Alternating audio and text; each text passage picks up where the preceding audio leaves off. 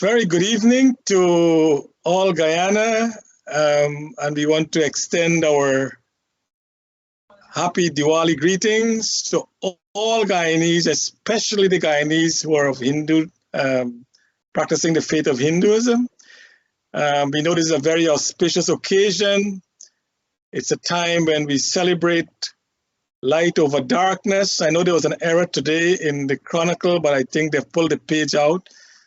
I think that was not a deliberate statement, but to all Guyanese, a very happy Diwali, and I pray that, or we all pray on behalf of Globespan 24x7 and all of us to wish everyone a very peaceful and progressive year as they celebrate a new year in the Hindu calendar in this beautiful occasion of Diwali. We also want to, in beginning tonight's program, to say how excited many Guyanese are and people of Indian origin around the world to see that Great Britain, our mother country, has elected for the first time, not by election, but by member of parliament within the Conservative Party, a prime minister of Indian descent. Now, having said that, we need to also recognize that his parents lived in East Africa, and then they migrated to England. So even though he's of Indian descent, his parents was living in East Africa and then migrated to the UK. So I guess all Africans, all Indians, people of all color might be very happy today to know that Great Britain, our mother country, has elected a prime minister who is not Caucasians. So we want to wish him all the best, and I hope, and it's again on behalf of Globespan 24x7, we hope that he will have a successful stint in office. 2 years is election time, so if he can turn the country around, I think he should be re-elected, but that is for the British people to do. We want to thank Nohar Singh for making this platform available, and of course, to Devin Bissu, our technical specialist. This evening, we have no stranger to the Guyana, the entire Guyana population and the Caribbean and around the world. We have a gentleman whose parents, both of his parents were presidents, Chedi and Janet. And he himself is a dentist like his dad. And of course, his sister also lives overseas. So it is our great pleasure to welcome to our viewership tonight, Dr. Chedi Jagan. Is it the second Dr. Jagan or the third? The second. Junior.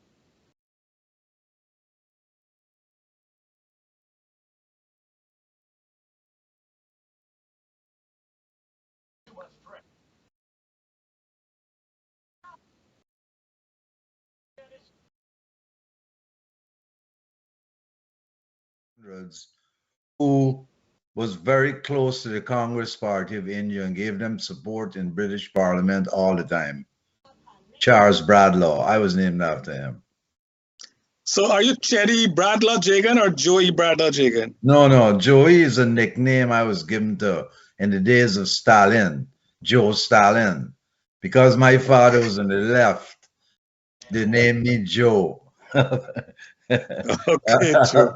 After Stalin. Your father's to the left.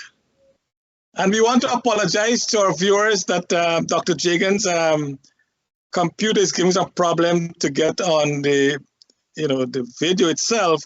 So he will be speaking to us tonight on just the voicemail rather than on video. So Dr. Jagan, welcome to the program again, and we hope we have a great discussion tonight. There are a lot of things to discuss. We're discussing politics, power, leadership, oil resource, and the future of the PPP. And I'm sure in all those areas, you're very competent to have a great discussion on. So we look forward to a lively discussion. Dr. Rose, my co-host, welcome. Thank you, Charles. And you folks, you're listening to Globespan Television, the pulse of the people. Thank you and welcome Dr. Joey Jagan to our program. Well, thank you for welcoming me and thank you for inviting me in the show. Okay. And also I'm glad that Dr. Rose mentioned that our program will be the pulse of the people. because we are getting a cross-section of all Guyanese to give their views on our program. Dr. Jagan, you've been around for a long time. What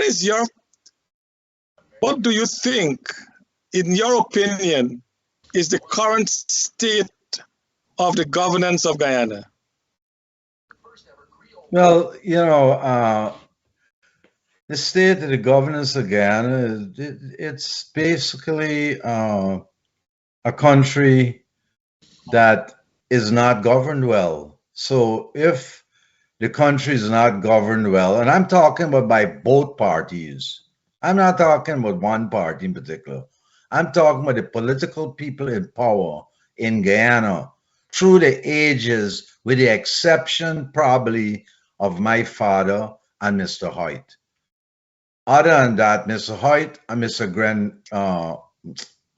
What's his name? Greenwich showed the right way in economic development. It wasn't perfect, but it was better than what we had. My godfather, Mr. Barnum, had a vision. He brought free education. I mean, you must talk good about people sometime too. Not everything bad. Mr. Barnum's had a vision of free education, free health, and other university education, things like that. The problem he didn't understand is that we didn't have the wealth to afford those things. So a lot of things he cherished and tried to do ended up in abject failure. So Mr. Hoyt showed the way. Of course, my father had a vision for Guyana, but his life was cut short. He only served one term. He was trying to get things organized. So what I'm saying to you then, in a nutshell, is that I ask a simple question to all Guyanese I meet who inquire from me, the same thing you're inquiring. And I ask them a simple question, and all I ask them for is an answer of no or yes. And the question is very simple, and this is how I canvass and understand Guyanese. This is what I'm doing right now. I'm keeping quiet right now. I don't say nothing much because I'm disappointed in both parties, to tell you the truth. They don't have no vision really for the country, from what I'm seeing. Because the question I ask is very simple. Do you think, and I tell them, I say, you're not a politician, you're not an economist, you're just a regular Guyanese trying to make a living and feed your family. So I want to ask you a simple question. Do you think a country could go forward without proper water and electricity? And the answer by every single Guyanese, from young to old, is always no. But wait a minute now. We understand that, but the politicians don't understand that. None of them. Okay. Mr. Granger was there. I supported him. Did he do anything to better our water and electricity? And the answer I could tell you is a clear no. And are these people in power doing anything with water and electricity? No. And they have no intention of doing anything about it. Mr. Hoyt, God bless his soul, Mr. Hoyt moved and privatized communications, telecommunication. Now look at today. We got an excellent telephone service in Guyana. Digicel, GT&T, and others should be welcome. Verizon and all of them should come. Every Guyanese wants a beautiful cell phone, he's using it. So here we are with government again, holding everything. They hold the land, the rivers, the parks, they hold everything, including water and electricity. When are they going to give it up and let the foreigner take it, just like we gave the oil to ExxonMobil? So, all right, we're in shambles in a lot of ways. If you can't fix water and electricity, you ain't going nowhere. That's my opinion. All right, thanks for sharing that. But you said a lot there, and there's a lot of questions we can ask from what you just said. So, did you regret supporting APNU? Hell yeah, I regret supporting APNU. You better believe I regret supporting APNU, because APNU ain't doing nothing for nobody as far as I'm concerned. I'm there. I regret supporting them. Yes, big and loud. Yes, okay. Yes, yes. You're like Charanas there. Okay. Because, yeah, here, let me tell you something. I had a back surgery on my back, and I was traveling in plane, going to all the remote places in the interior in the last campaign, and I went with my pay and I had surgery after. So yes, I regret supporting them because what did they do? Did they fix Georgetown properly? No. When are you going to fix Georgetown, Mr. Politician? When is it going to happen? Never. That's the answer. Never, ever. So isn't the direction of the country under Dr. Ali, isn't President Ali, isn't the direction better than when APNU had it in your view? Hell no. Hell no, it ain't better because it's just a masquerade in a lot of ways. That's all it is. It's all these politicians. Let me tell you something here. I live in Guyana. I'm in Guyana a lot. I'm in Guyana in 2 weeks from now. Guyana need people like my father who are honest, who will do the job for the public. They need a Mr. Hyde. Mr. Hyde live in the house on North Road. He never move and went to any fancy house and then turn around like APNU and want to paint we state house in green and yellow. What stupidity. This is what they were up to. And I stood there. Nobody ever, I supported them the first time wrong in 2015. You think that was easy for Chetty Jagan's son? I did. I went out on the stage with them. And did they ever call me to ask me my opinion in the 5 years they're in power? Hell no, not once. I wasn't looking for no money like some of them got. I wasn't looking for no position. I wasn't looking for nothing. Just listen to what I'm saying. Nah, they ain't got no time for me. Just like the other side, the same story. They don't want to hear what is sensible. I'll give you an example then. Now, I don't want to dominate. I know you want. I just want to get a quick thing. If you do research on Europe, you will find out that France is going to be a dominant power in Europe. France works on nuclear power. Here we are telling the Guyanese people about hydropower and solar power, wind power, when we could get a deal with France to fix our water and bring a nuclear power plant to Guyana, like they're doing in Guyana. Why can't we get a nuke? That's the future. Because submarines and battleships running on nuclear power. Why Guyana got to talk about Amelia Falls with all the money? They can go bring transmission lines and maintain them. They can't even maintain the lines in Georgetown. They can maintain lines to Amelia Falls. So it's all a hoodwink, pulling thing over our eyes. But I can tell you something here. Guyanese people are smarter than people think they are. They ain't stupid. They're seeing what's going on.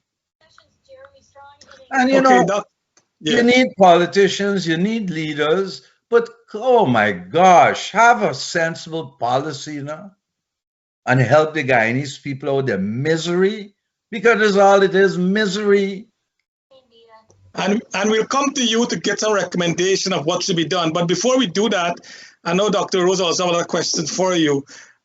You mentioned that Forbes Burnham was your godfather, but a letter that your mom wrote saying that that is not true, that you're lying. Is that really, the letter seems authentic with her handwriting. Did she say that you were not the godson of Forbes Burnham? The godson? You know, I don't even know how to. That's a funny question because it's hard to answer it. I mean, my mother and me disagreed politically. It's obvious if anybody smart enough, they could know that.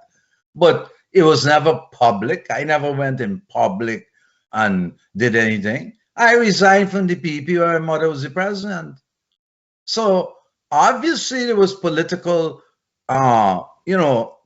discord to do with politics. So it wasn't nothing personal, it was politics. So I don't know if my mother wrote that, and I don't know what she meant, what she was saying, but here, when I grew up, I remember riding on Mr. Sidney King. This was his name then. Now UC Guyana was Sidney King.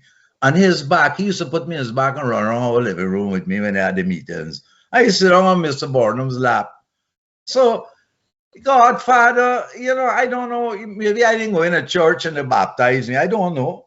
I'm just saying, in terms of relationship, yeah, he was my godfather. So what?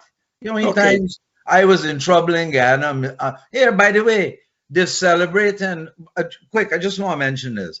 I was in an incident, if you might know, Sir George Williams in Canada. And I was put in jail and put in trial for life. It was 12 counts with 6 conspiracy counts, me and 92 others. Sir George Williams in 1969. They're having an event next Friday. They want me to go, but I can't. So, because Sir George is apologizing to the black students involved that they really were racist when we were saying they were racist and lock us up with. So, Mr. Burnham bailed me out. I was in jail and he bailed me out.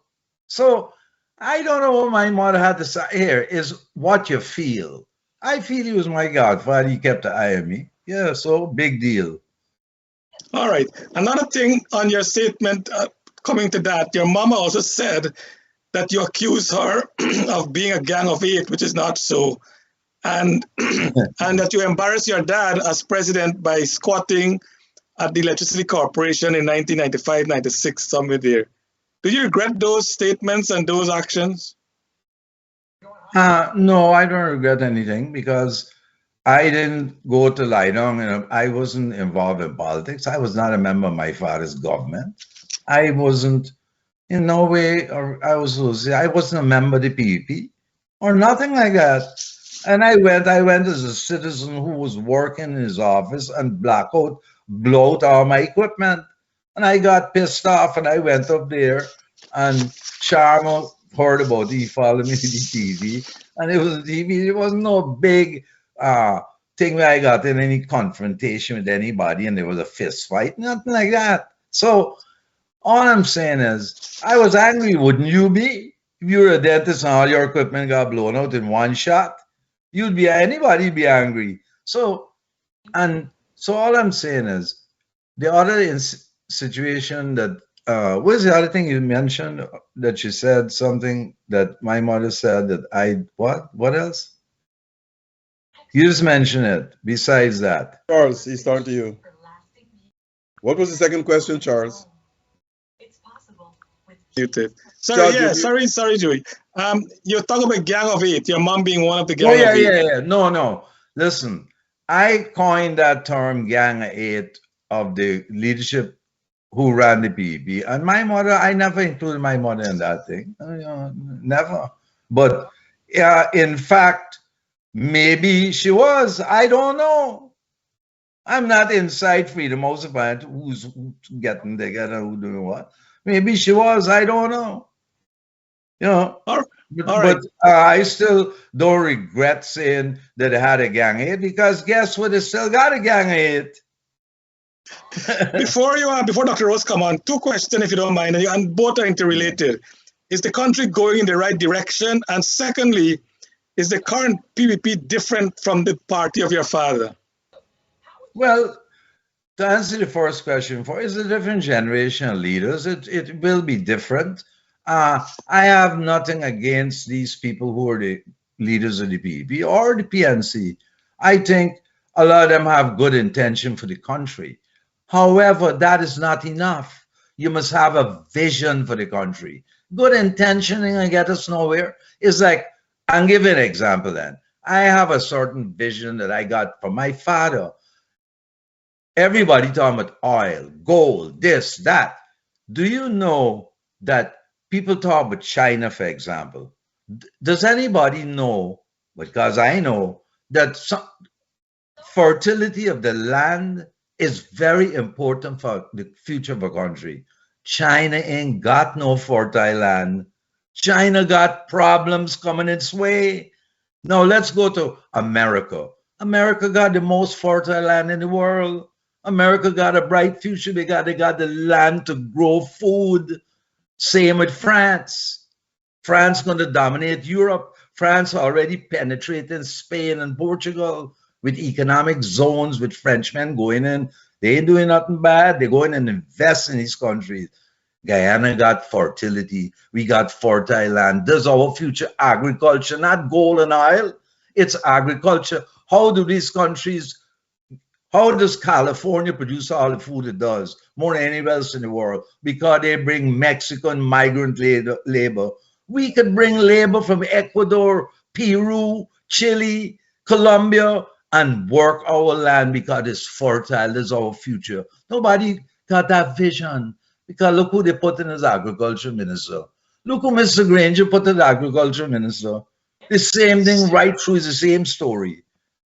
We need people of vision, not just good intention. They ain't gonna get us nowhere. Mr. Boredom had good intention. Look what it got us. Dr. Rose, over to you. Dr. Jagan, I have to revisit the question that I think you will answer. Most leaders in the world, or most presidents, always want to see their children, especially boys, men or males, following their footsteps. You did not. You actually bucked that trend. Why?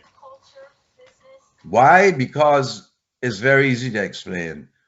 You know, I was explaining to somebody 2 days ago, if you go and examine the Exxon Mobil controversy that's going on, when Mr. Granger's in power, the PP attacking him for wavering and different things with Exxon Mobil, nefarious things. When the PP's in government, the PNC attacked them for doing this and that, and then this, Mr. We name it, Kaichur News, then Mr. Glenal, he on the other side attacking ExxonMobil. I'm the only person, and I'm going to say it again, the best thing that ever happened in the history of Guyana is ExxonMobil coming to Guyana. I don't care what anybody said. If ExxonMobil gave us 2 cents in the dollar, take it and smile. Because I turn to people who come up and say, Joey, you're wrong. Joey, you're talking stupidness. I say, okay, let me ask you a question. I see you look older. You got grandchildren? He say, yes. I say, your grandchildren's great-grandchildren couldn't put down the machinery in the ocean to get the oil out the oil. And if they could do it when their time come, oil will be extinct then in any case. So what are we fighting about? We need more of that. We need the French to come in and build us some nuclear power and fix our water. They got a company called Lumiere. We bring them in. You got to get them 30 years to get back the money. The Frenchman is okay. Go and check the islands in the Caribbean that the French control. They're better off. Go to Guyana and compare it to Guyana and Suriname. You people living better. So, you know, we need vision. They keep coming back. Good intentions. I'm not saying that President Ali doesn't have good intentions, or Mr. Jagan, or Mr. On the other side, Mr. Norton. They have good intentions. I don't deny that. But we got a racial problem, first of all. So when you talk about economic development, you got to talk about bringing people to share the pie. Every race must share the pie. They must get a cut of the pie.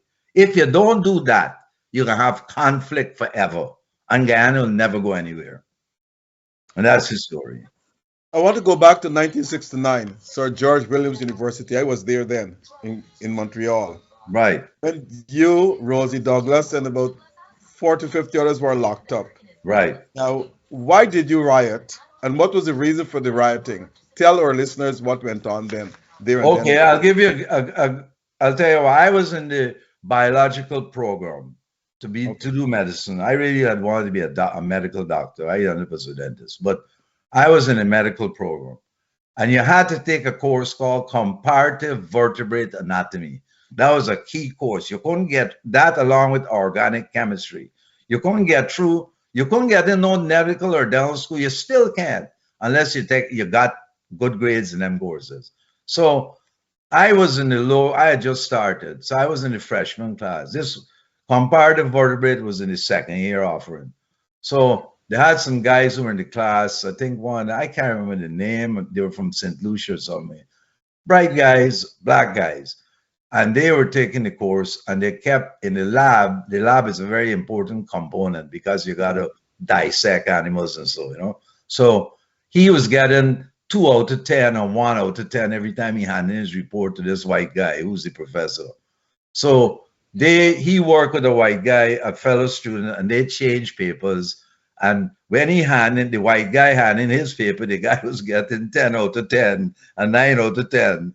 And then he was getting 1 out of 10, and the guy before was getting 9. So it was a clear case of racialism in the school. And it was happening at different levels. So we rebelled, and that's what happened. And plus, in those days, as you would know, there was the Black Power movement. You remember they had the big Black conference in Montreal with Michael. Even Walter Rodney. Well, Walter Rodney, people don't know, but people don't know this, but I was the only person who was banned from Grenada and Jamaica with Walter Rodney. No other person was banned except me and him. Wow. Right? Yeah. So, but I don't go around telling people, I don't even mention it to the Guyanese public about 6 or 9. A lot of men who in politics would exploit, the kind of thing. I don't get in them things. And then the other question you asked somebody, I think one of you asked me with my parents, if I didn't aspire and the differences. Well, to answer, as I was coming back to ExxonMobil, my ideological position changed as time passed, and I realized that communism is no good for Guyana. Socialism is no good for Guyana. Guyana need to build a capitalist base to create wealth. You can't give good education and good health to people if you don't have wealth. So these people getting the oil money, I hope they can spend it wisely and invest it and bring in the foreigner like ExxonMobil to exploit our resources while we build up an agricultural base. That's what we need to do. Okay. Now, Cuba didn't have much money, but Cuba has some of the best doctors around the world today. Now, I want to also go back to 2015 election. Oh, not to cut you. Let me just mention something there. Cuba is a communist country. Today in Cuba, this is no lie, I'm not making this up, you can go and check it. If you go to the drugstore in Cuba today, you can't even get an aspirin. You think about that a minute. That's even true. An aspirin you could buy in a drugstore in Cuba today. This is how bad off Cuba is and the communism. That's true. I want to also go back to 2015, when you and Lily Bornum, children of the late Dr. Chady Jagan and late Forrest Bornum, stood on a stage at Coffee Square at an APNU rally. Some say that rally is what tipped APNU to win the election. What do you have to say about that? All I gotta say is I don't know anything with that, if it tipped the rally. All I felt, it was a good gesture to the Guyanese people that this could occur, that I could hold her hand above us and symbolize something that we need in Guyana. And I don't know what to say, because you got to share the pie. The pie is there for everybody to get a cut. Everybody needs to share the pie, and that ain't happening. So as long as that don't happen, we can have conflict.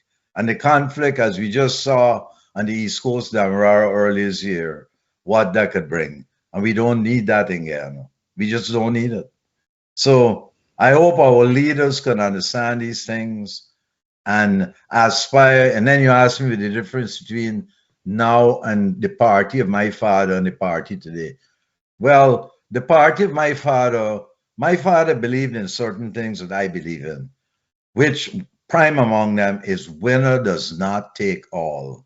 That is a concept he developed himself. Winner does not take all. If you win a general election, you should share power. You should bring the opposition into your government. I remember I'm saying that I don't care who thinks what. I remember in 1995 at the local government elections, I was living in State House with my father. He wanted me and my children to live with him.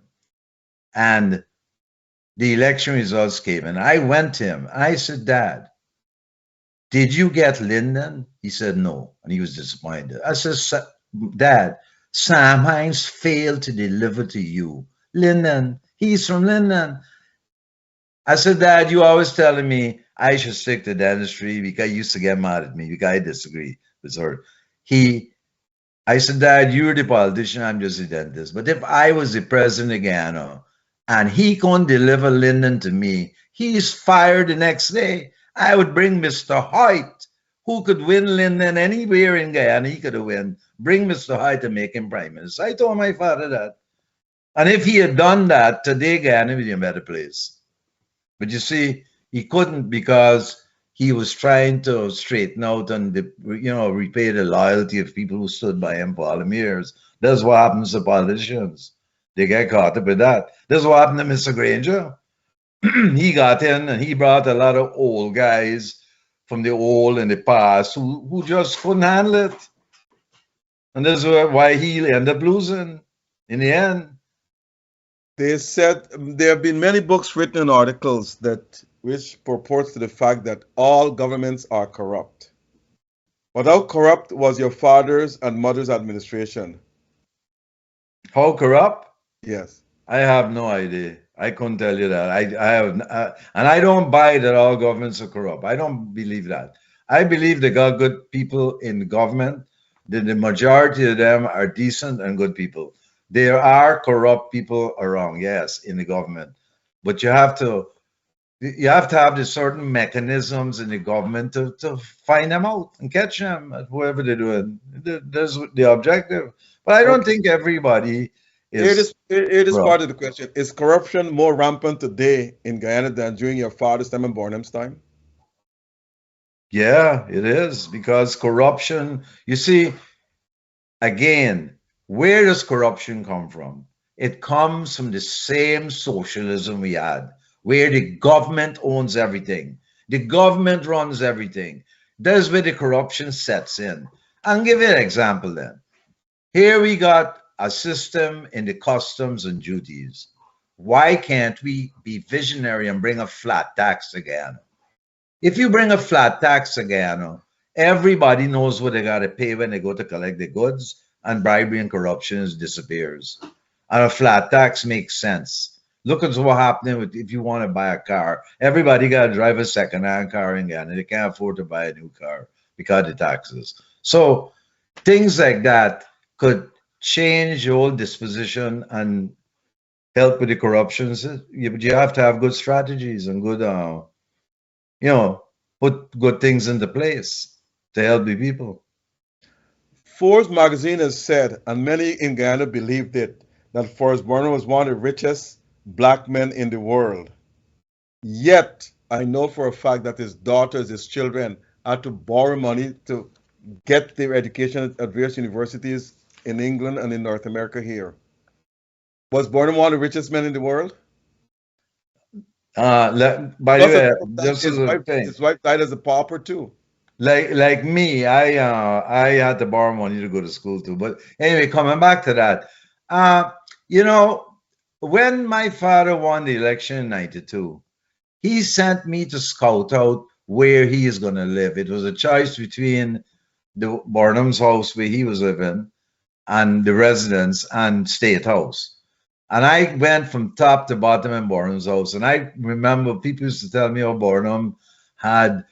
I came back and I was shocked that it was just ordinary stuff he had in his house. I don't think that Burnham was corrupt in that sense. I think what happened with Burnham, and if you go to Tumachumari, you can see what I'm talking about. There's a dam that he was building there, a hydroelectric dam. And if you walk in it, it stops halfway in the river. And that is Burnham. Burnham wasted a lot of our money with stuff that he came up with that he believed in for good intention, probably. And it was a failure because his underlying ideology of putting it into place was socialism and communism. And this is where he went wrong, as far as I'm concerned. Because socialism and communism is what got us who we are today. You said, okay, let me phrase a question on that part of it. You said socialism and communism no good for Guyana, no good for no country. So why your father and your mother are preaching communism and socialism, Marxist-Leninist theories? And they Well, founded the party, and they founded the party because their states still maintain communism as part of the ideology. well, I can't talk for them. I mean, this is what they believed in, and guess what? Not every communist state is a pariah either. I can give you a place which is Vietnam that is very pragmatic in their approach to development, and that is a place that has been very successful, and that's a communist country. So I am not saying I won't choose it for Guyana, but Vietnamese are a different set of people. Maybe they have adapted and created what they have created, but to me, Vietnam is a place that where communism, I guess, works for them. You know, so I can't. I'm not. I'm just saying that majority of countries, it has been a disaster in our hemisphere. Look at Cuba today. Look at Nicaragua and look at Venezuela. They are they're just forget it, dead weights on us now, right?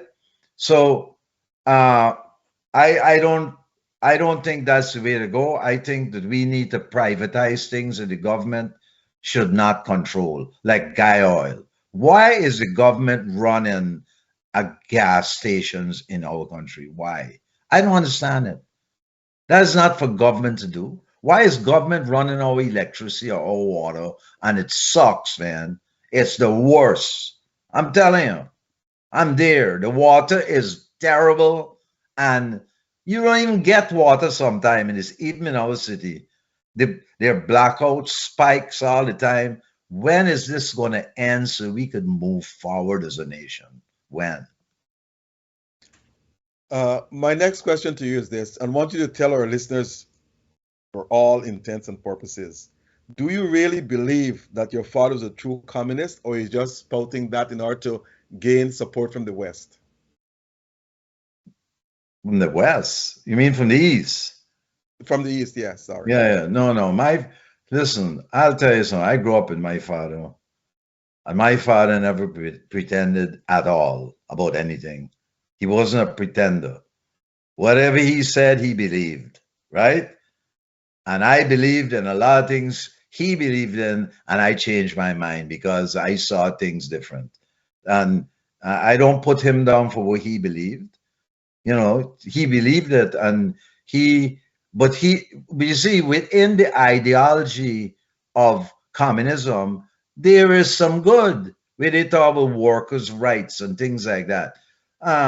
So, you know, I don't know what to say, you know, but communism itself, like what is happening in China, they had a collective leadership, and that man, the leader of China, the communist leader, just look what he did to the man sitting on next to him.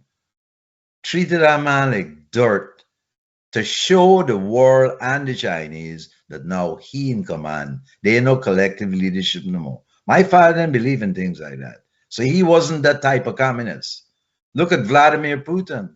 People think talking about autocrat. Vladimir Putin is a communist. It's very simple. But he's a different type of communist, but he hold power in his hand. And a lot of them communists like to do that. My father wasn't like that. You know, so all I'm saying is I understand the communism, but communism in our hemisphere has been a total failure. Right? And we don't need to adapt. We need to move forward and create wealth in our country. We need wealth. Nothing else is what we need. More than anything else is wealth to give our people a better life.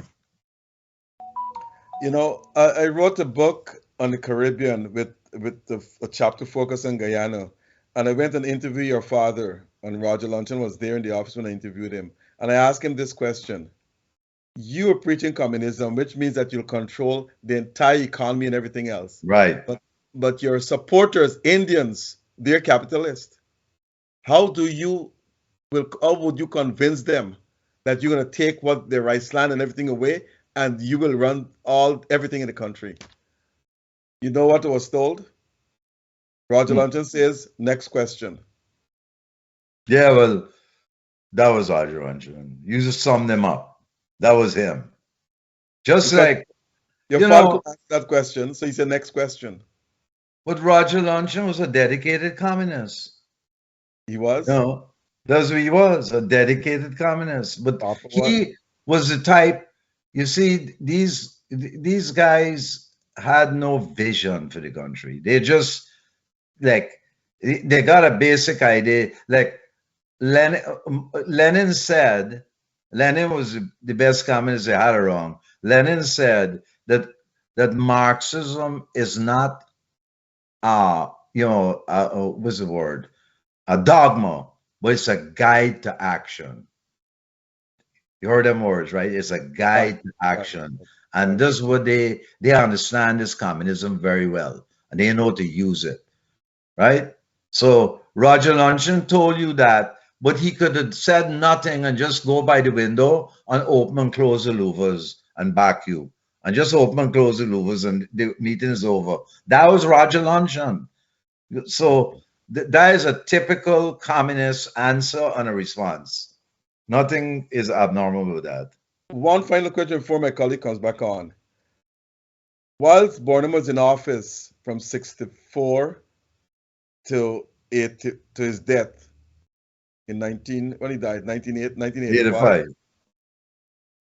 And there's no way your father was going to get into office because, as they say, Burnham was ringing the elections. What was the thinking in your home with your parents? About what? What Burnham? What was going on in the country? What Burnham was doing? Well, they opposed Burnham right through. I mean, they were not completely, because a lot of things that Burnham did, my father raised his hand and supported him in Parliament. My Right. father went through a period where he had critical support. You know, so it was, you know, they were back and forth with it, and I think that Burnham. I don't know what happened. I can't predict what happened, but just what happened. And Mr. Hyde came in, and Mr. Hyde brought some radical changes to the economy. Mr. Greenwich and Mr. Hyde. Radical changes. Think about it, what they did. Brought in OMI, opened up the country to foreign investment and trade, which is what I'm talking about. We need to open it real wide. We need to do a lot of things. We need to create a second city at Linden. But I understand the racial mentality of that. But Linden should be our main city. It's safer from these climatic catastrophes that occur now. If we have a hurricane or a tsunami into Georgetown, we're dead. We need a second city, and Linden is the obvious place. So this is what we should be doing, building a city there. Take it up in the Yarracabra on the highway, Silicon City. Oh yeah? Yeah, that's what the government is. That's what President Ali's pet peeve project. Okay, Charles, over to you. Joy, you spoke of your mom and dad being of a communist ideology. Of the two of them, who in your view was deeper involved in the communist ideology? That's a hard question, because even though they were communists and believe in they had criticisms of what was going on in other communist countries. I could tell you that. I used to hear it. They used to criticize and argue back and forth about that. But I would say, in terms of communist ideology, I would say that my father would have been more involved in understanding that deeper, because he was that type. He, intellectually, he would have delved into that and read a lot of books, read a lot of Lenin's books and things like that. Yeah. Okay. Your mom's birthday was celebrated recently by President Ali administration at the Red House. Were members of the family invited to that event? Yeah, I was invited, but I wasn't in town. But I was invited, and the other family members were invited. Did you go to the event? I don't know, but I was invited. My family. But did you go? No, I wasn't in. Excuse me, I wasn't in Guyana at the time. Oh, okay, so you couldn't go. No. If your mom had died first, you think your dad would have passed on the presidency to President Jagdeo? I can't. That's a hard question to answer. But knowing my father, I don't think so. Why you My think? father would have wanted somebody to be much more tested. That's And why I who are some of believe. this? I mean, I might be wrong, but that's why I believe. My father But was the type who's of guy. He would want to test you out longer, make and who would sure. have been some of those candidates? Hmm? Who would have been some of those candidates he might have called Oh, on? well, I don't know. I would assume like Ralph Ramcran being one, uh, and Nakamoto. others. Luncheon, I guess. I don't know, but I ain't sure of that. But Ralph, uh, uh, and somebody I forget who. Maybe Roy.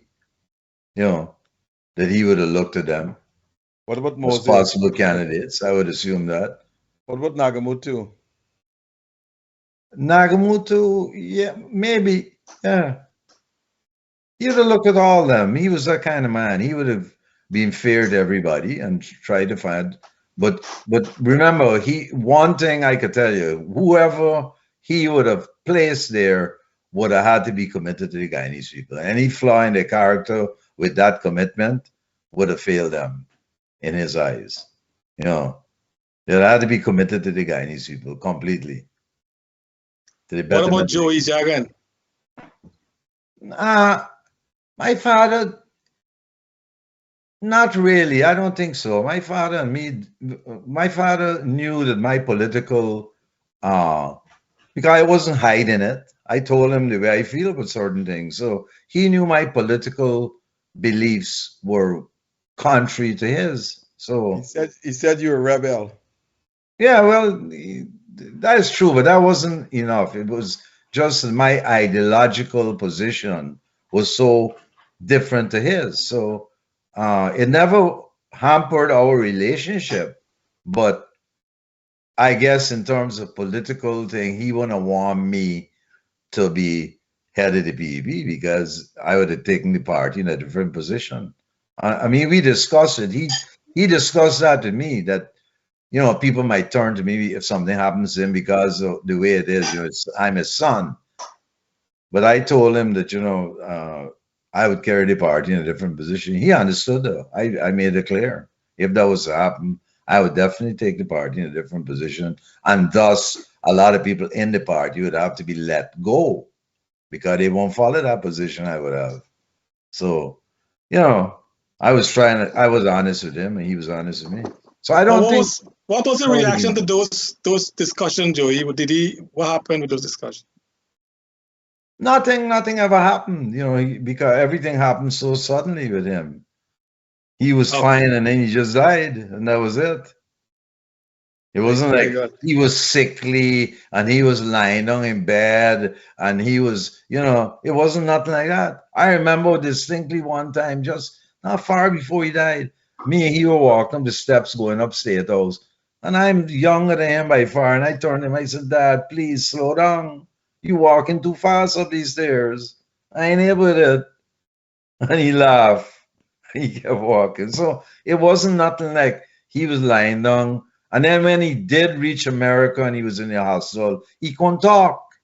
So he couldn't express himself. So, But Joey, your dad had a lot of confidence in you, as you mentioned in '92 when he won the election. He asked you to check out the former residents of Forest Barn, Vicentin Road, and State House. So he had a lot of confidence in I don't, giving you some yeah, but I don't responsibility. think But that required a lot of confidence. I mean, just to go and check it out. That's all I did.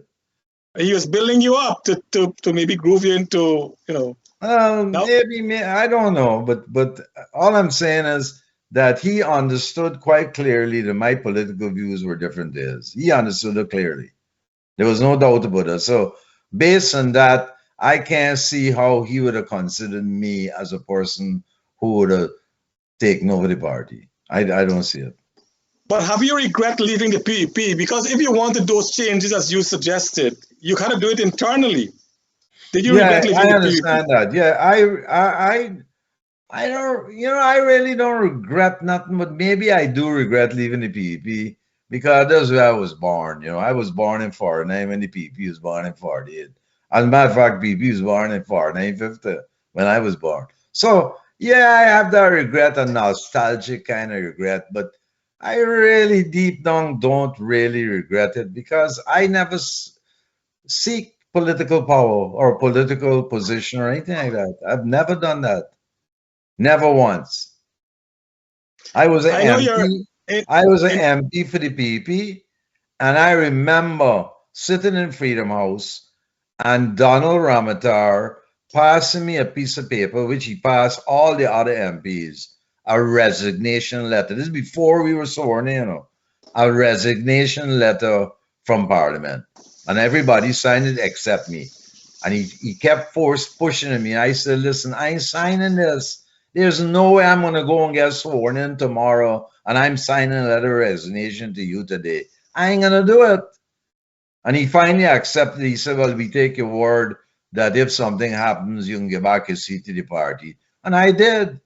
When I resigned, I did. I could have stayed in that seat. I could have taken the seat over to the PNC. I never did nothing like that. I handed them back the seat. And I never took a cent. I gave it all to charity. And I was the shortest serving member of the PP. I was a member of the PP party for 8 months of my life. And that's the honest truth. So I never seeked anything from them. But your son worked for President Ramatar in the office of the president in his presidency. No. Yeah. Is he working with President Ali now? No. My son is a lawyer in New York. A private lawyer. Is he considering joining the PPP? If he what? Is he considering joining the PPP? No, my son was. I think my son was a member of the PPP, but I don't know if he lost his membership. Okay, he was so he's a member. Yeah. Okay. Joey, the PPP. I was never a member though of the PPP until 1997. I joined the PPP for 8 months, and then I resigned. Okay. In the early days of your dad's death, there was always an anniversary rally in Berbice to commemorate his death. It seems as though that is waning now. How do you feel about that? Well, you know, I mean, what can I say? You know, time passes and things wane. I mean, Mahatma Gandhi's funeral was a massive event. Now hardly anybody goes to his cemetery. You understand? So all I'm saying, time passes and things wane.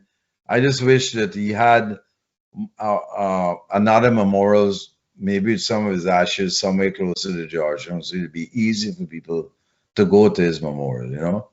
It's very difficult to go all the way up to Port Brand. It ain't easy.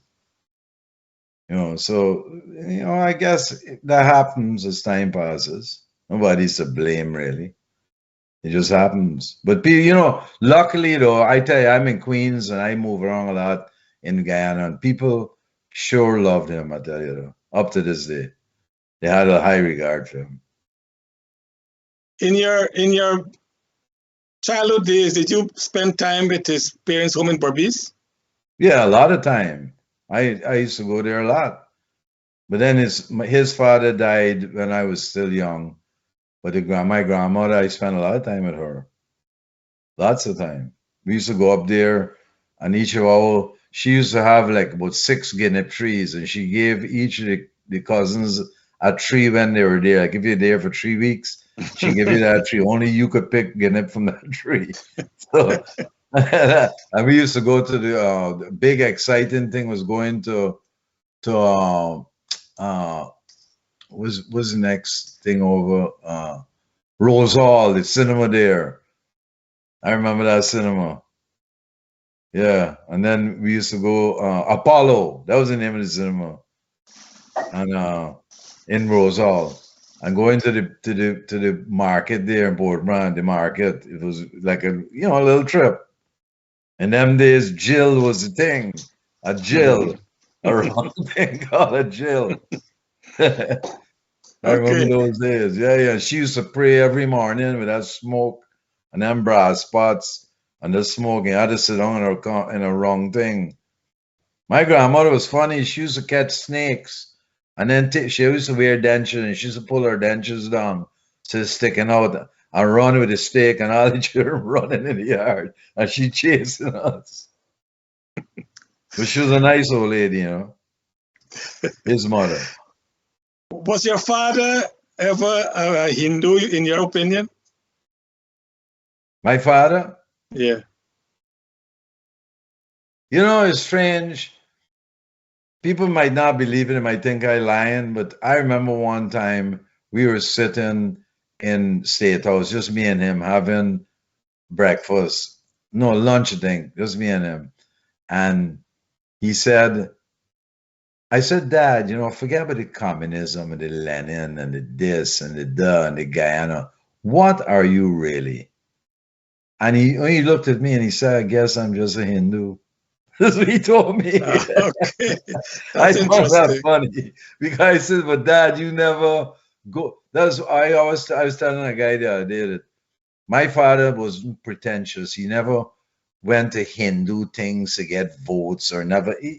My father used to sit down on Sundays. Listen, I'm writing a book, you know. I ain't never getting it done, but I hope I get it done. On Sundays, my father never listened to any Indian music. My father used to listen to Bach and Beethoven, and he liked going to the opera. Yeah, that was my father. We used to complain, Dad, we don't want to listen to that. And then he would laugh at us. And then every day at 7:15 was the BBC in the morning. Every day you had to eat breakfast and listen to the BBC. You know, so he never used his Indianness to influence his supporters. Never. He never did that. But he was very charismatic, so he had the Indian support base. Right. He was very and some charismatic. African support base too. Yeah. Yeah. He was respected and liked by the black people again. I know that. Do you think your father had any bone of racism in him? Here, listen, who doesn't? You know, only God doesn't, but every other human being does. I don't care what anybody says. No matter where you're from, no matter where you are. I mean, just for example, look at cricket. And by the way, I saw the most beautiful game yesterday, and I urge everybody to don't miss it at all. The game between India and Pakistan. Yeah, that If was you like amazing. cricket, Yeah. don't miss the game at all. Try and get a replay and look at that game. And it's amazing how the nationalism, you know, the people for India, the people for Pakistan, and even in Guyana, I make you a bet. The Hindus are Guyana, they're for India, and the Muslims are Guyana, they're for Pakistan. I make you a bet to know.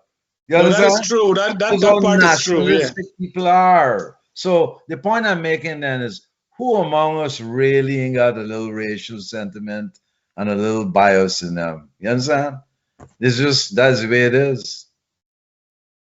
But did your dad, any of his policies was directed towards one racial group or for all Guyana during his administration? I know you were young in the first one, but when he became president. I really don't know all the details of that. And I guess maybe some of them might have been for his supporters' benefits, I guess.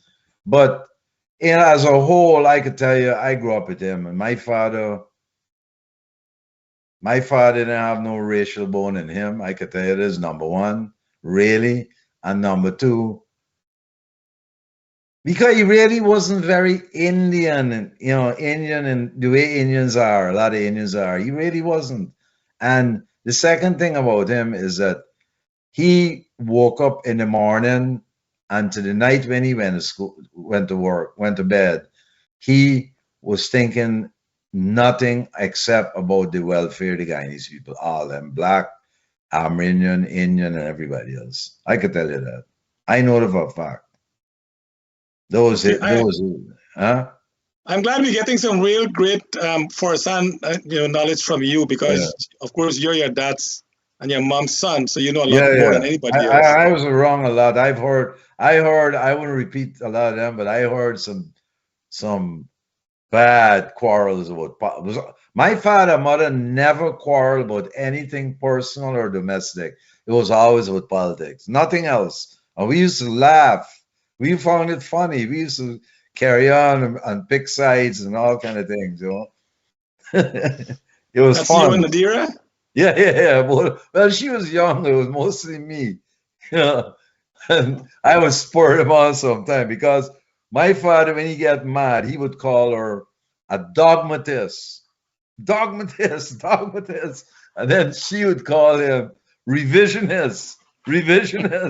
So I would spur the evening and study sometime, and I'd come by and say, Mom, you were right to call him a revisionist, And then I'd go and tell him, she's a dogmatist, and get him going. So it was kind of funny in that sense, but that was our life. What can I say? My life was politics 101, 102, 103 every day of my life. At the dinner table, at the dining table, everything. This is just the way it was. Who are the frequent visitors to your home as you grew up?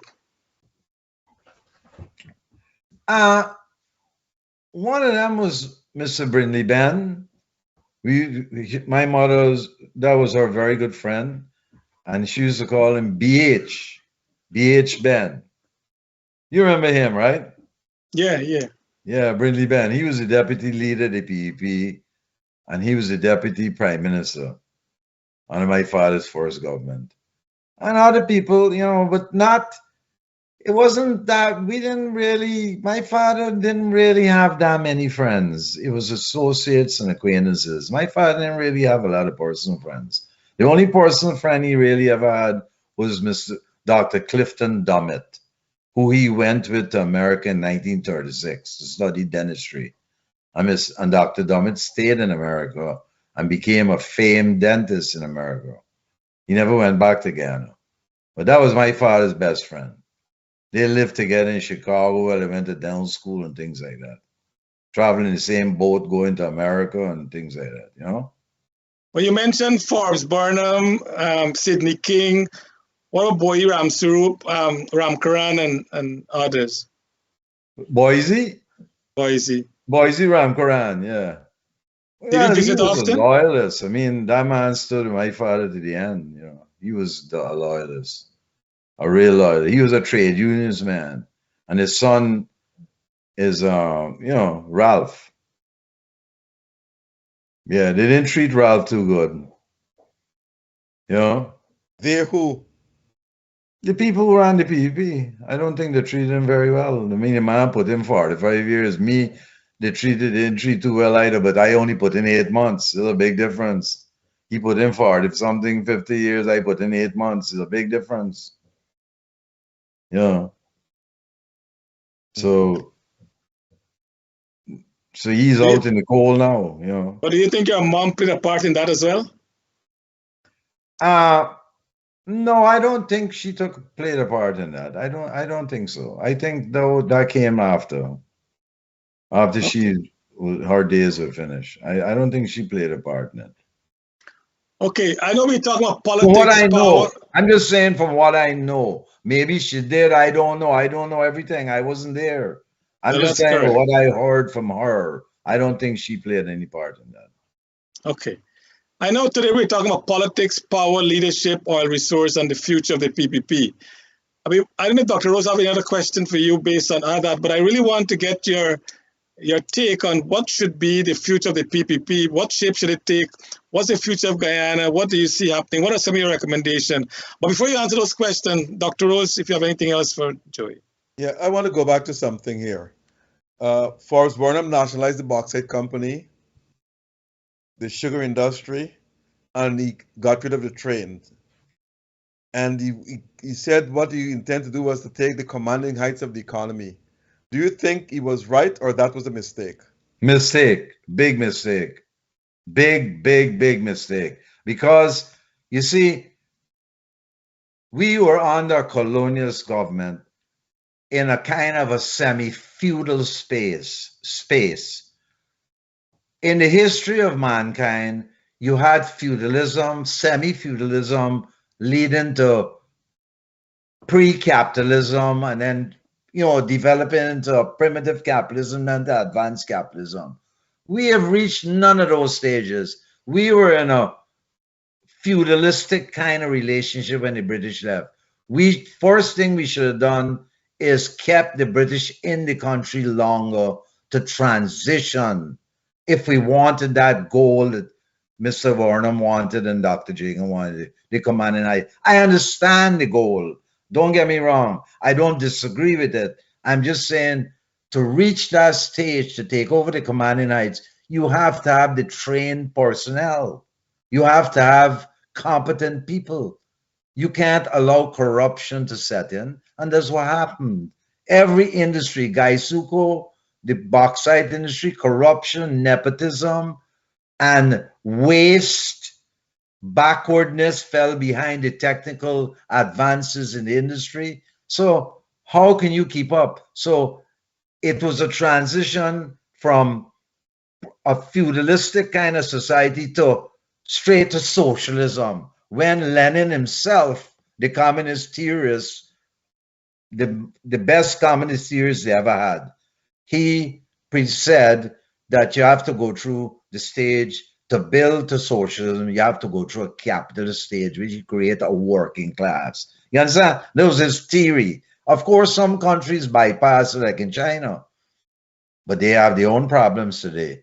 So all I'm saying is we have to create, we can't go back to the past. That's done. We have to now privatize our mistakes.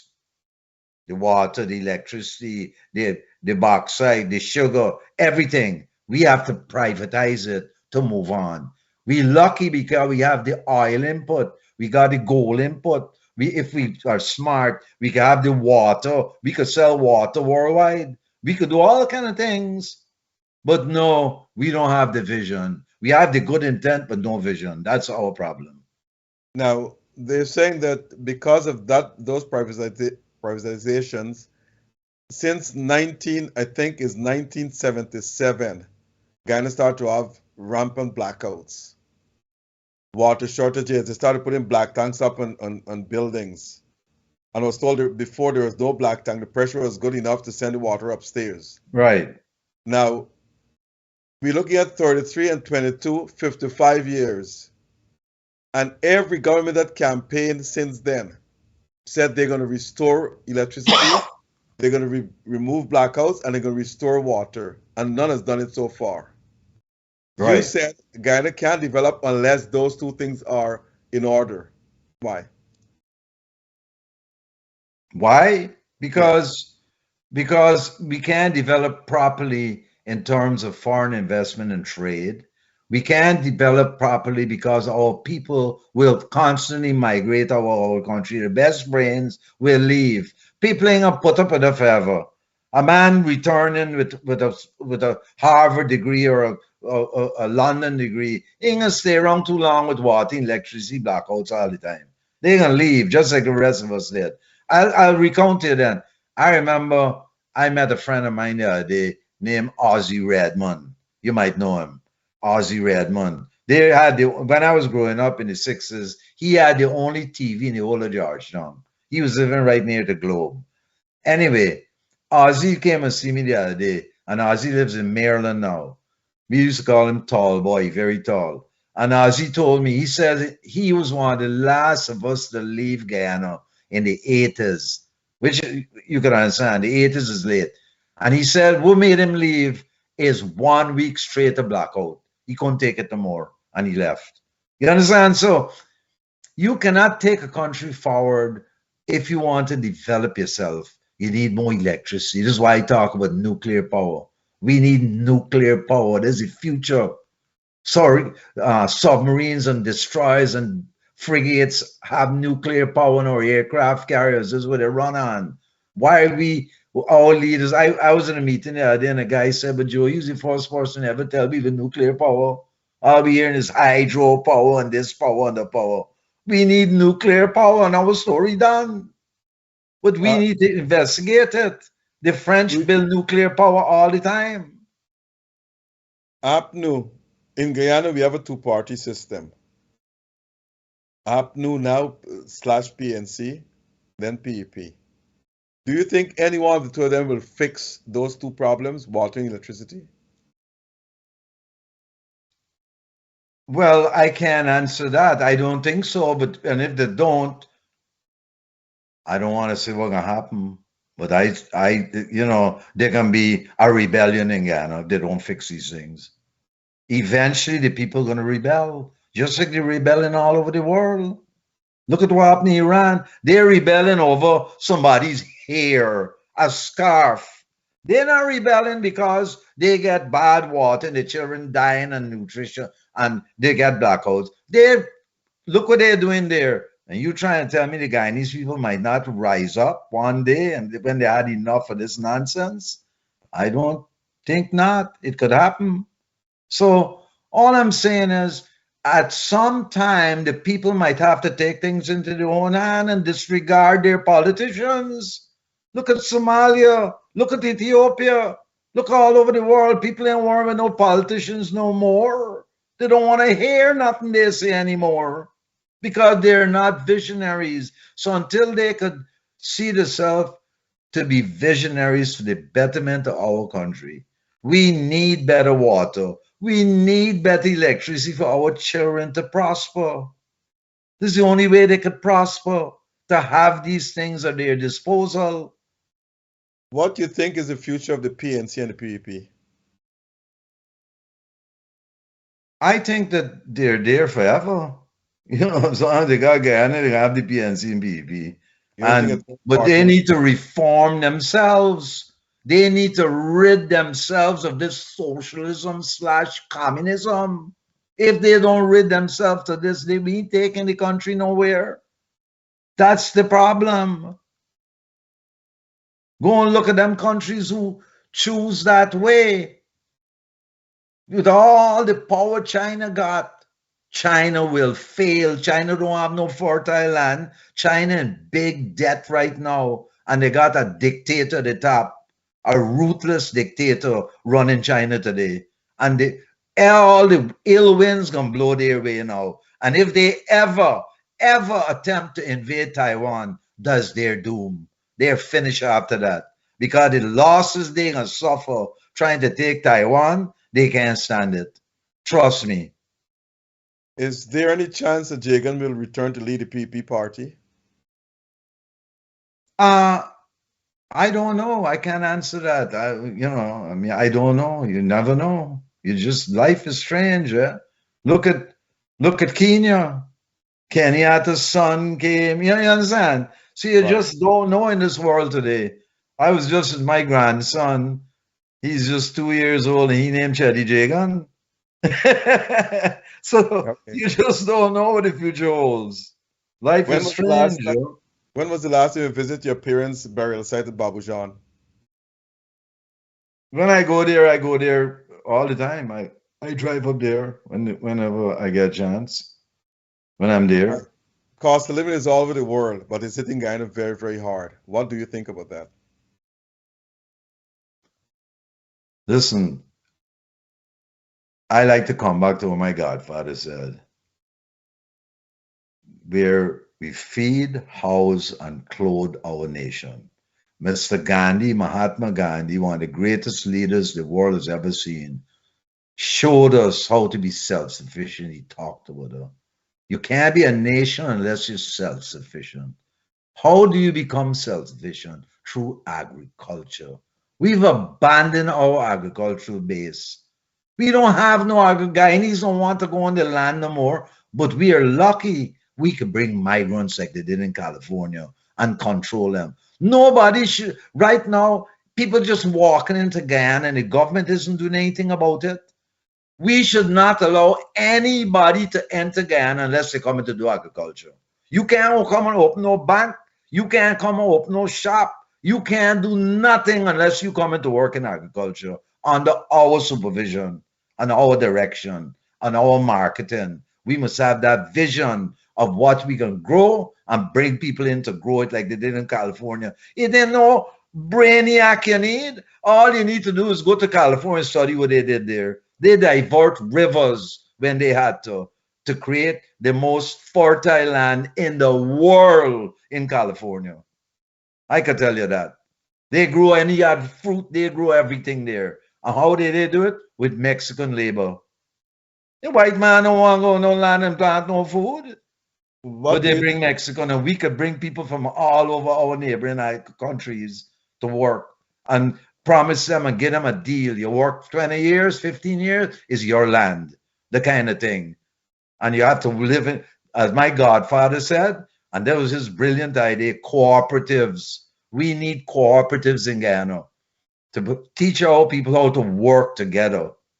Indians and blacks and everybody in the land, how to work together to manage and produce for Guyana. And once we producing food and water and them natural things, we could feed the whole Caribbean, brother. I've been to markets all over the Caribbean. They ain't got nothing in the market. They ain't got nothing. Go in or go to Anguilla and go to the market. They ain't got nothing there. Do you believe in inclusive government in Guyana? That's what I live for. That's why I supported Mr. Granger from the beginning, because he formed a coalition government. Unfortunately, it was an ineffective government. Ineffective because he didn't know to control them and run them the right way with a vision. And that's the problem. You know, he meant well. There's a classic example of somebody meaning well, but having no vision. Classic. You don't need to look further. I mean, you look on the other side, the same thing happening. The same exact thing. Good intention. Oh, he running all over the place. He cutting ribbons so he might cut his finger. He cutting ribbons all over the knew this, knew that, but no real vision. Where's the nuclear power? Where's the water fixing? I don't see it. And that's the problem we got. Charles, over to you. Joey, so what is, if you were, I want to put you in the spot now, if you were the president of Guyana, what would you have done? What policies will you implement to take Guyana out of poverty and out of ignorance? The first thing I would do, within 6 months, I'd get rid of water and electricity to the foreigner. Immediately, I'd get rid of that. I'd bring changes to the police force. I'd bring changes to, I believe in crime has to be tamed. And crime goes with the word punishment. If you commit a crime, you will be punished severely. That's why I believe severe punishment. And you don't serve your time on no coast. You're going to serve your time in the jungle where you belong. That's where you're going. So you have to bring changes. You have to have a vision for your country. You have to develop partnerships. That's why people might think I'm crazy, but I'm right. France, develop a partnership with France. They're already in the area. They're already in the region in Guyana. Develop a relation. They have the best leader in Europe today is the leader of France, without a doubt. He's the best leader they got. None of them will come to him. I see the English put a new leader. He's a joke to this man. He gonna have to bend and crawl to the French leader. You wait and see. Remember I told you that. England in big trouble because they left the European Union. That's why they're in the trouble in. And who's the head of the European Union now, more or less? The same man in France. I forget his name. What's his name? Macron. Macron. Macron is a visionary. I thought Germany was the leader. Germany was the biggest economy in the European Union. Right, it was. But remember now, at one time, long ago, 100 years ago, 120 years, France was the major power in Europe. And France is going to become the major power. And if we tie bonds with France now, not later, now, come and fix our electricity, nuclear power, baby. Come and give us water, the best. The French did Buenos Aires and they did Trinidad. Company called Lumiere, bring them and give them 30 years to get back the money and let them fix our water for us. And then we can move on. So there's a lot of things when you ask me that question. There's a lot of things that, you know, you would have to do to have a vision to carry the country somewhere. Of course, as you just said, inclusive government. This is why I'd be concentrating on inclusive, real inclusive government. I believe in that. But Joey, the PEP did experiment with the Gaisuko and they brought back Bucharest to manage it. It didn't work out. Yeah, but it didn't work out because it was such a wreckage. That's why it still is a wreckage. That's why I'd get rid of it, shut it down and modernize it, modernize sugar just to compete on the top levels of the markets. White sugar, organic sugar, and forget about it. Buy beet sugar from Vietnam. It's cheaper than having put on turn and give the workers new prerogatives to go into different and find markets to grow different crops. That's all. You could grow grapefruit and sell it abroad today. You want to show a grapefruit in the supermarket in America now? Go and check now. I want to show a watermelon. Forget it. Well, they're seasonal crop. But Joey, also, Hoyt did bring in OMI, but there are reports that OMI didn't even pay the royalty of 5% because a lot of the gold that they produce left Guyana without being a declaration was made. So we are bringing these foreigners, but they're really raping the country and taking the resource out. Yeah, but whose fault is that? Is it their fault or our fault? Think about that.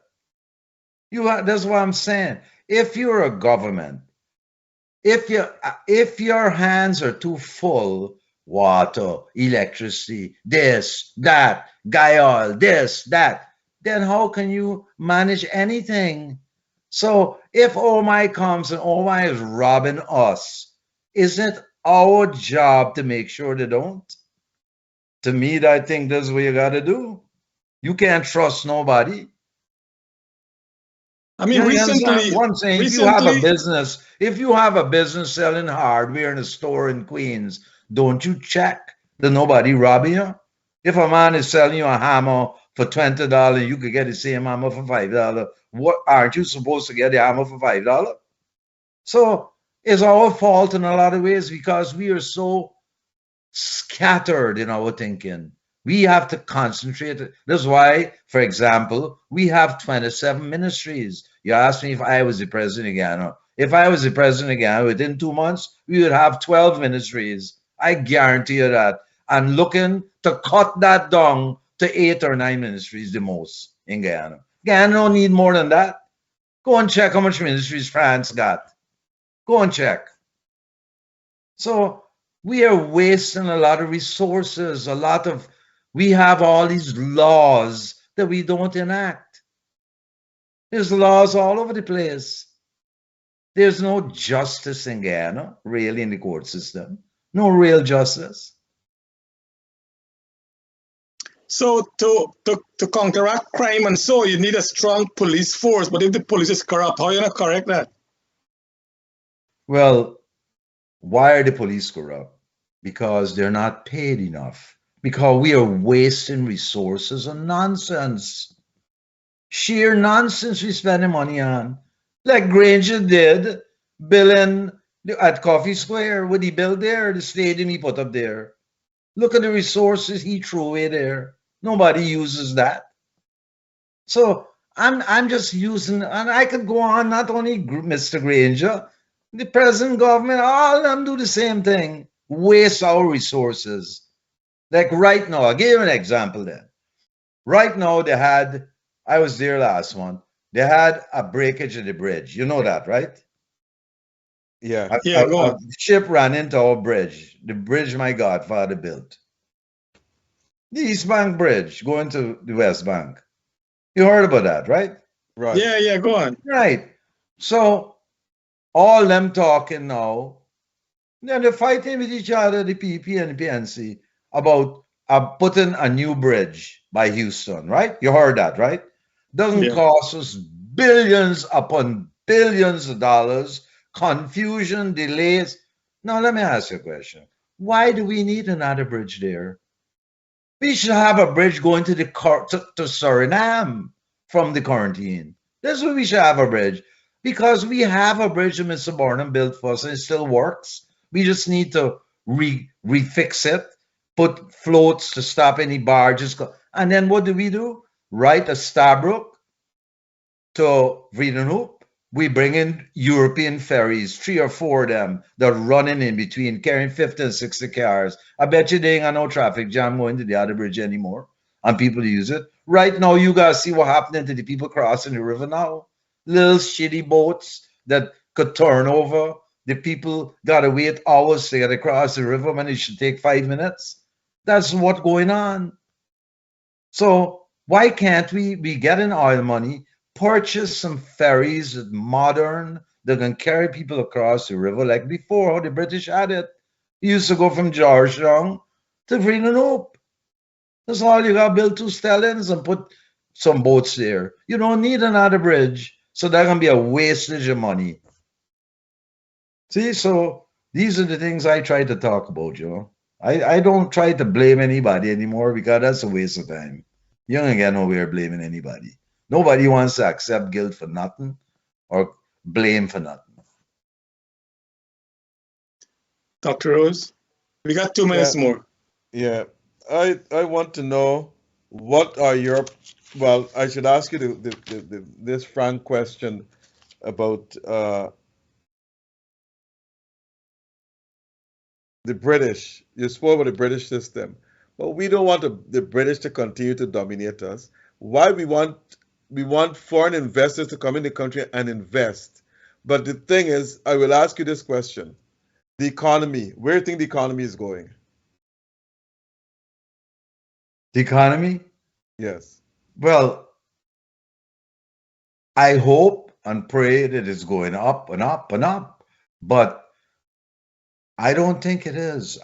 My gut feeling is that if you don't fix and have excellent telecommunications, which Mr. Haidt brought for us, thank God he did it. Thank God for Mr. Greenwich and him that they brought that. And they brought OMA and they brought other things. They opened up the country. They brought a growth rate for the first time. When my father came to government in 92, he came to a 6 to 7% growth rate. That was very important, right? It helped him to propel the country forward. So what I think is that we need to stabilize our economy by what we did, by stopping nationalization, denationalizing and going private, let those companies go private with a deal that you carefully implement. That's why if I was I had the power, I'd immediately bring Mr. Greenwich and make him the czar of finances in Guyana. He's the czar now. I'd appoint him czar to do what he got to do. No, I tell him point blank, nobody looking over your back, and every minister in this government gonna do what you tell him to do. Story done. I have a text message here. This is the final question. This guy, Dwarka Ramlal, texted me and asked me. He said, "You heard about Dr. Amaya, right?" Yeah. He was, I think, the government representative of Borbis, and Dwarka said he resigned from the government. And Dwarka said, I read in the papers where Dr. Amaya said the last 2 years in this government is worse than the 23 years. Do you agree with that statement? In terms of corruption, he says. Dwarka Ramlal. Yeah, I really... He's from Banana Land. I try to be honest and answer. I think I've been pretty honest with you all tonight and answered every question. But that question, I really can't. I don't... my father always told me, don't accuse somebody of corruption unless you can prove it. Right. I can't prove none of them. I suspect there is, but it isn't in Guyana alone. It happens all over the world. Everywhere it happens. Right in America, there's so much corruption in this place. It ain't funny. So maybe he's right. I don't know. I don't have any dealings with him. I must have seen him 2 or 3 times and say hello.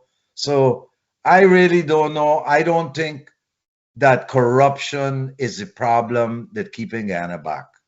What keeping Guyana back is a lack of vision for our country. Corruption can be dealt with as we move along. Money is pure corruption. As a country gets more wealthy, people get smarter.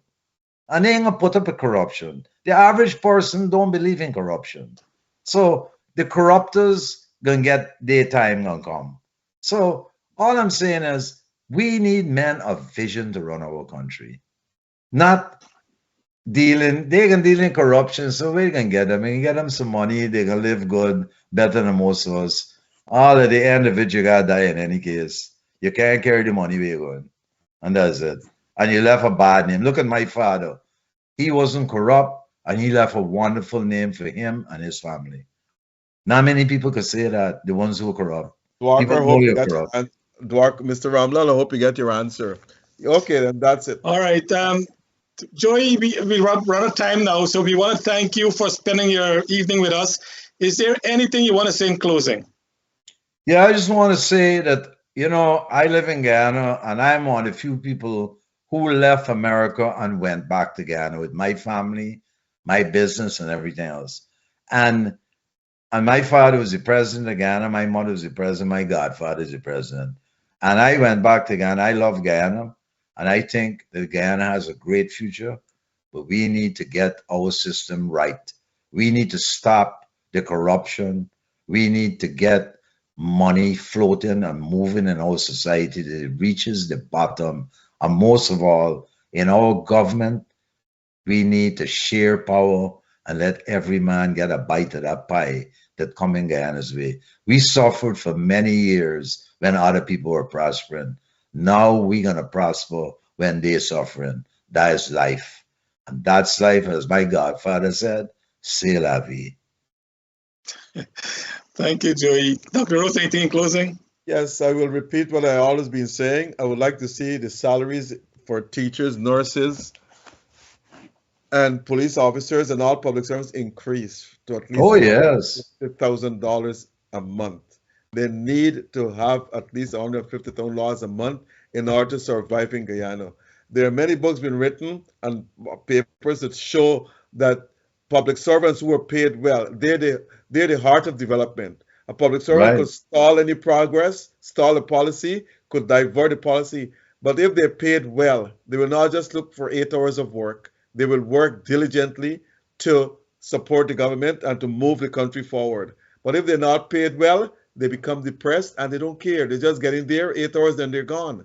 So I'm saying pay these people a decent salary and you're going to have increased production.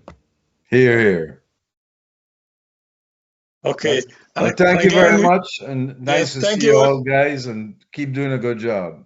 Yeah, we want to thank our audience for being with us tonight. We want to thank again Noir Singh and to Devin. And of course, we also want to wish again our Hindu family a happy Diwali. It was nice to see the new Prime Minister of England lighting diya outside of 10 Dowding Street. I think that's a great gesture, and we also wish him all the best. So again, until the next time, good night. God bless our great country of Guyana. Thank you, Dr. Jagan, for accepting our invitation to come on the program. And you, to all our listeners, you're listening to the pulse of the people on Globespan Television. Thank you very much.